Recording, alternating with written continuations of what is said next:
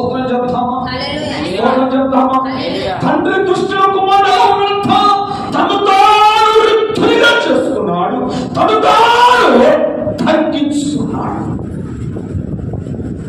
దేవునితో సమానముగా ఉండుట విడిచిపెట్టే మనుషుని పోలికగా పుట్టాడు, దాసుడు స్వరూపాన్ని ధరించాడు, తను తానే తగ్గించుకున్నట్టుగా వాక్యం సెలవిస్తాం. నీవు నేను కూడా క్రీస్తును పోలికను నడుచుకోవాలి. క్రీస్తు ఎవరు తగ్గించుకున్నారో మనం కూడా అలా తగ్గించుకోవాలి. నువ్వు తగ్గించబడితే నువ్వు హెచ్చించబడతావని వాక్యం సెలవిస్తుంది. స్తోత్రం చెప్తామా? స్తోత్రం చెప్తామా? సంఘములో ప్రతి వారు